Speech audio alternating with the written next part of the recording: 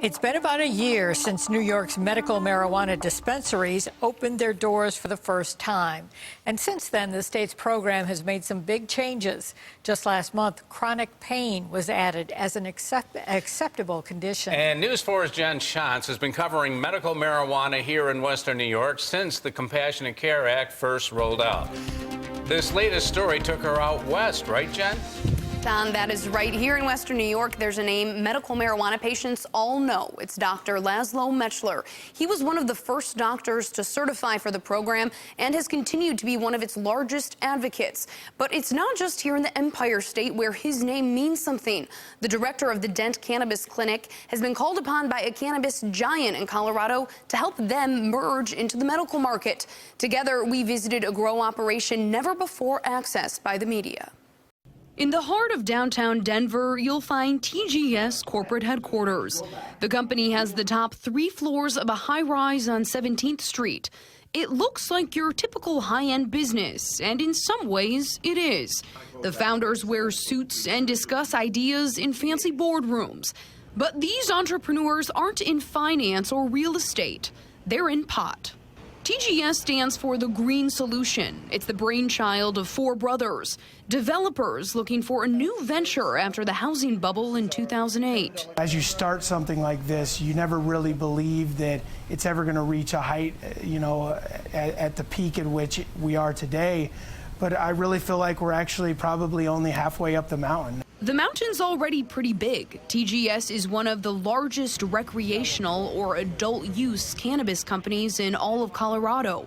It has more than a dozen dispensary locations and some of the largest indoor facilities in the country.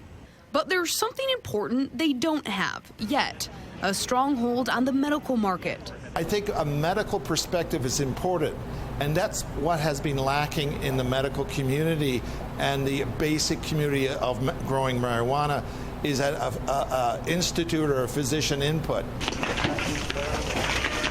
Executives at TGS are teaming up with Buffalo doctor Laszlo Mechler to get that input and develop a new product line. It's called Mend. It will be a brand name for medical cannabis specifically for pain patients. The hope is that Mend will offer patients dealing with pain from fibromyalgia, migraines, or neuropathy a trusted name for relief. Dr. Mechler says to think of it as the Tylenol or Aleve for cannabis. The unique merging of these companies where you've got New York State, which has very limited conditions, very limited supply, but we can go to Colorado, which frankly the recreational market has somewhat overshadowed the medical market. For patients in New York, bare-bones dispensary shelves have been a battle since the Compassionate Care Act first rolled out. That's not the case in Denver. These are great. From hard candies to truffles, hand creams to fizzy drinks. There's dozens of ways to use marijuana and even more types of it. But for medical users, there's a major setback. I see the results as a physician, but to have the politicians and the public accept marijuana as a medical treatment plan, we need science. And that's why Mend was formed. Mechler and his team are still working to find out the best way for patients to use medical marijuana for specific symptoms. Whether their first round of Mend products will be vaporizers, capsules, or edibles is still up in the air. Now, this stuff is still federally illegal, and that causes a lot of red tape. It's something Dr. Mechler says makes it nearly impossible to get government funding to study. It's also one of the reasons he's here in Colorado, in hopes that conducting research might be a little easier with a larger patient pool and more products to research. At the end of the day, yes, we stick our necks out. I have no problems treating my patients with something that I was unable to give them for 30 years and seeing a lot of my patients suffer, either from cancer or neurological disorders. After a while, a physician gets tired of seeing their patients suffer.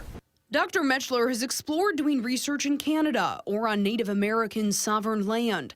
He's been approached by a nation in California whose population is facing a serious opiate abuse problem. It's something he feels strongly medical marijuana will help combat. What's the fear here? Why is the red tape still there? Well, part of it is a lack of science, lack of research. These are studies that are retrospective. So that's one issue. I would have to say there's an interest in a certain population or business companies that deal with opiates, pharmaceuticals, for example. And those companies have made themselves heard in the fight against the medical cannabis movement.